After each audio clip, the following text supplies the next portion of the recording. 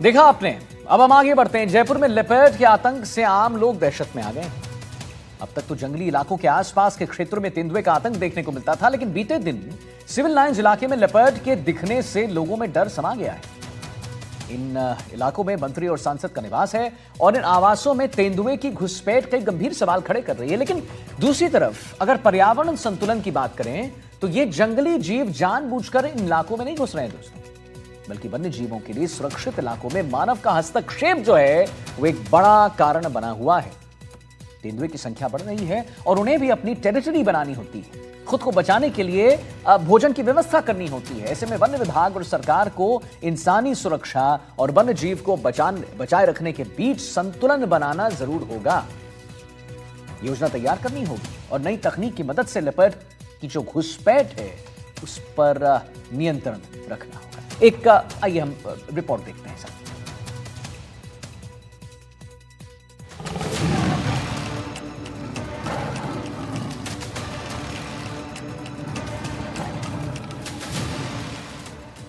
High profile सुरक्षा घेरे को तोड़ता panther.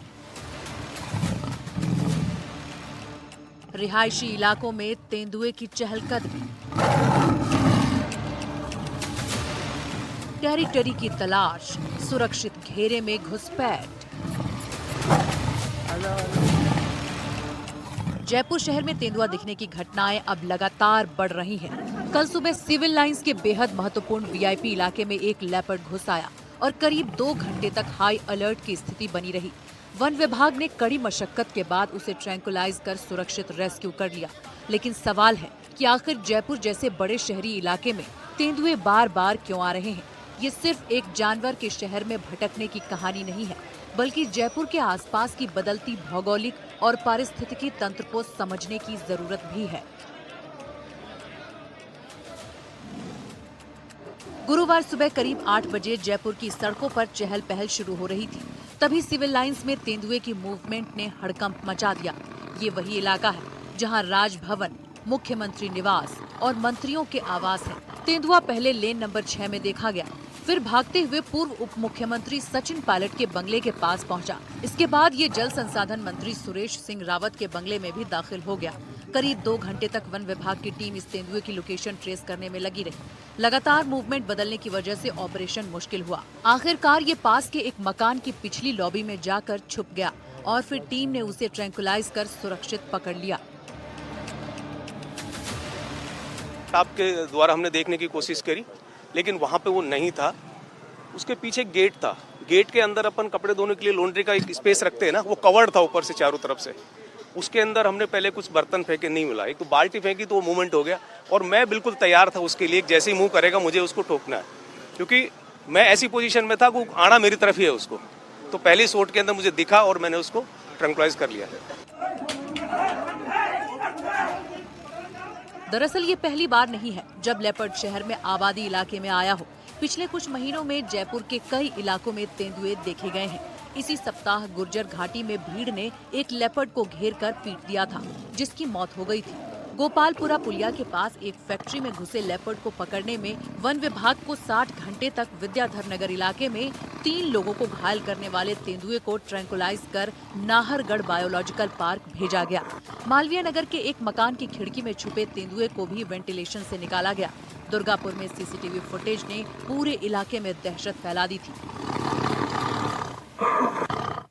We have successfully rescued without any injury, without any damage. मेरा सिर्फ एक ही निवेदन है जो मैसेज सबको जाना चाहिए कि जब भी ऐसा कोई घटना हो इमीडिएटली विभाग को सूचित करें, थोड़ा सा स्पॉट से दूर रहें, थोड़ी शांति बनाए रखें। देखिए, हमें समझना पड़ेगा लेपर्ड जैसे कल जो लेपर्ड आया वो था एक सब अडल्ट 2 साल का एक सब अडल्ट मेल कब। अधिकतर हम देखेंगे जितने भी एनिमल बाहर ऐसे ट्रेवल करते हैं जो शहरों में आ जाते हैं वो अधिकतर सब अडल्ट टाइगर्स या सब अडल्ट लेपर्ड्स ही होते हैं। कारण क्या है कि जंगलों में जो मेल जो एकदम एस्टेब्लिश टेरिटरी जिन्होंने लेपर्ड्स ने बना रखी है वो बड़े लेपर्ड छोटों को बाहर खदेड़ देते हैं। एक तो ये कारण रहता है। मेन कारण है, आप जैसे जयपुर में रहने वाले जितने लेपर्ड्स हैं हम इनको ये कह सकते हैं ये अर्बन लेपर्ड्स हैं सब, जो अधिकतर शहर के बीचों बीच रहे हैं, सदियों से आबादी के बीचों बीच ही ये रहे हैं। तो झालाना भी अगर हम देखेंगे तो पूरा शहर से घिरा हुआ एक जंगल है बहुत बड़े शहर से। लेपर्ड जब यहाँ से निकलते हैं तो रात को अधिकतर नालों में और नालों के थ्रू ये अपने प्रे के चक्कर में घूमते रहते हैं। बहुत सारे केसेस में मैं कहूँगा मतलब अधिकतर केसेस में वापस जंगलों में चले जाते हैं। कई बार ऐसा होता है कि ये प्रे के चक्कर में बहुत आगे आ जाते हैं और उजाला हो जाता है और पब्लिक इनको देख लेती है, तो पैनिक एक माहौल हो जाता है। तो फिर सवाल वही कि बार बार शहर में तेंदुआ क्यों दिख रहा है। इसका जवाब शहर और जंगल के बीच बदलते संतुलन में छिपा है। जयपुर के ठीक बगल में स्थित है झालाना लेपर्ड रिजर्व। देश का सबसे सफल शहरी जंगल माना जाता है। यहाँ करीब 30 तेंदुए रहते हैं। कई विशेषज्ञों के मुताबिक झालाना अपनी कैरिंग कैपेसिटी तक पहुँच चुका है, यानी कि जंगल जितने तेंदुए संभाल सकता है उससे ज्यादा दबाव क्षेत्र में बन रहा है। आबादी बढ़ने पर युवा नर तेंदुए अक्सर नए इलाकों की तलाश में बाहर निकलते हैं और सबसे आसान रास्ता शहरी इलाकों में प्रवेश का हो जाता है। तो आप ये देखिए, ये ठीक मेरे सामने ये पूरा इलाका जो है ये एपेक्स हॉस्पिटल से आता हुआ बिल्कुल सीधी सड़क और आसपास पूरा आबादी क्षेत्र है और ठीक बगल में ये लेपर्ड सफारी पूरा पहाड़ी इलाका जहां पर 30 से अधिक लेपर्ड हैं और ये इलाका दोनों शहरी और आबादी क्षेत्र के बीच में कोई बफर जोन नहीं है, यानी बीच का कोई इलाका नहीं है। और चूंकि जिस तरह से एक्सपर्ट मानते हैं कि ये झालाना लेपर्ड सफारी देश के सबसे कामयाब लेपर्ड सफारी में से एक है। लेपर्ड यहाँ न केवल बड़ी तादाद में हैं, संरक्षित किया गया और यही कारण है कि समय के साथ जिस तरह से शहरी क्षेत्र और लेपर्ड इलाके के बीच में बफर जोन के अभाव, जो तालमेल बिगड़ा, पारिस्थितिक तंत्र जो है उसका जो संरक्षण होना चाहिए था नहीं हो पाया। और एक बड़ी वजह यह भी है कि लेपर्ड शहरी क्षेत्र में आते हैं। इस इलाके में कई बार ऐसा होता है बरसात की कमी की वजह से या उतना खाना उनको नहीं मिल पाता, लिहाजा आबादी क्षेत्र को थोड़ा सा जिस तरीके से लेपर्ड फ्रेंडली हो गए हैं तो वो एक बाकायदा निश्चित रास्ते के जरिए शहरी इलाके में चले जाते हैं। ये आसपास का इलाका खास तौर पे चाहे वो दुर्गापुरा हो जहां लेपर्ड देखा गया, मालवीय नगर का इलाका जहां लेपर्ड देखा गया, और अभी की बात करें तो कैसे शहर का सबसे पॉश इलाका जो सिविल लाइन है, जहां सीएम आवास है, राजभवन है, जहां पर मंत्रियों के बंगले हैं, उस इलाके में लेपर्ड अगर आया तो आप समझ सकते हैं कि पूरा जो ताना बाना है इस इलाके के बीच में और शहर के बीच में वो कैसे इतना जटिल हो गया है, इतना मुश्किल हो गया है कि अब लेपर्ड के संरक्षण को लेकर जो सरकार की कोशिशें हैं उस पर सवाल उठने लगे हैं। और उससे भी बड़ी बात कि लेपर्ड जिस तरीके से बार बार शहरी इलाकों में आ रहे हैं तो अब आबादी क्षेत्र में लोगों के जीवन पर बने संकट को लेकर भी कई तरह की चुनौतियां जो हैं वो सामने आने लगी हैं। इसके अलावा शहर का विस्तार जिस गति से हुआ है उसने जंगल और आवासीय इलाकों के बीच मौजूद बफर जोन को लगभग खत्म कर दिया है। अमागढ़ और नाहरगढ़ के जंगलों के किनारे बनी नई कॉलोनियां तेंदुए के पारंपरिक प्राकृतिक कॉरिडोर पर सीधा हस्तक्षेप करती है। रेल लाइन, चौड़ी सड़कें और निर्माण कार्य इन मार्गों को बाधित कर देते हैं और तेंदुए भटक कर शहर में आ जाते हैं। हम यहाँ इस वक्त जगतपुरा की पुलिया के पास हैं। आपको इसकी बनावट दिखाते हैं।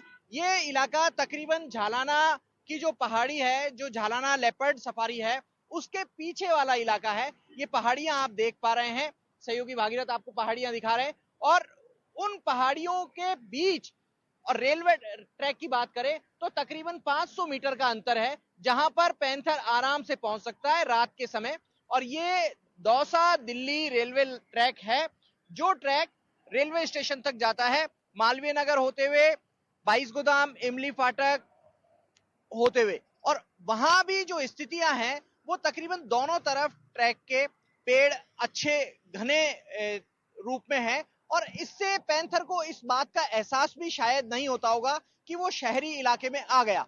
और चूंकि जब ये झालाना लेपर्ड सफारी शुरू हुई थी तब पैंथर्स की संख्या इतनी ज्यादा नहीं थी, लेकिन अब ऐसा बताया जा रहा है पिछले 9 साल में पैंथर्स की संख्या बढ़ गई है और ये लगभग 40 को पार कर गई है। अब पैंथर्स ज्यादा संख्या में हो गए हैं तो उनको अपनी टेरिटरी भी चाहिए और इस टेरिटरी के खोज में नई टेरिटरी बनाने के लिए कई बार पैंथर निकल पड़ते हैं। और रेलवे ट्रैक के पास निकलते समय पैंथर को सहूलियत इस बात की होती है कि यहाँ भी ह्यूमन इंटरवेंशन नहीं है और ट्रेन जो लंबे अंतराल में आती है, इसलिए पैंथर को ज्यादा तकलीफ, ज्यादा डिस्टरबेंस भी नहीं होता है। और शायद यही कारण रहा कि रेलवे के ट्रैक पर धीरे धीरे पदचाप देता हुआ पैंथर कभी मानसरोवर, कभी दुर्गापुरा के इलाके में दिखता है और उसी रेलवे ट्रैक से वो सिविल लाइन की तरफ पहुंच जाता है।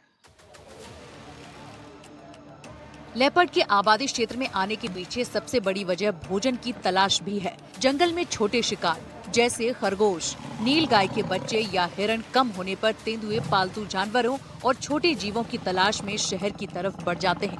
यही वजह है कि शहर के आसपास के इलाकों में उनकी मौजूदगी लगातार बढ़ती जा रही है। हर बार एक ही पैटर्न दिखाई देता है। रात के वक्त मूवमेंट, गलियों में सीसीटीवी कैमरे में कैद होती फुटेज, सुबह होते ही भीड़ और फिर फंसता एक तेंदुआ। ऐसी स्थितियां तेंदुए के लिए भी बेहद खतरनाक है, क्योंकि भीड़ और अफरा तफरी उसे और आक्रामक बना देती है।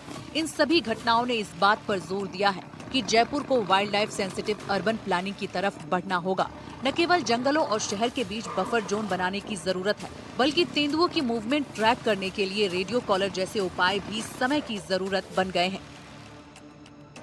1 महीने में ही 3 बार दिखा पैंथर। 21 अगस्त गोपालपुरा मोड़, फैक्ट्री में दिखा तेंदुआ, 2 दिन बाद हुआ रेस्क्यू।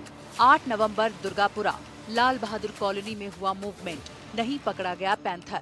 9 नवंबर सांघी फार्म के पास पैंथर का मूवमेंट।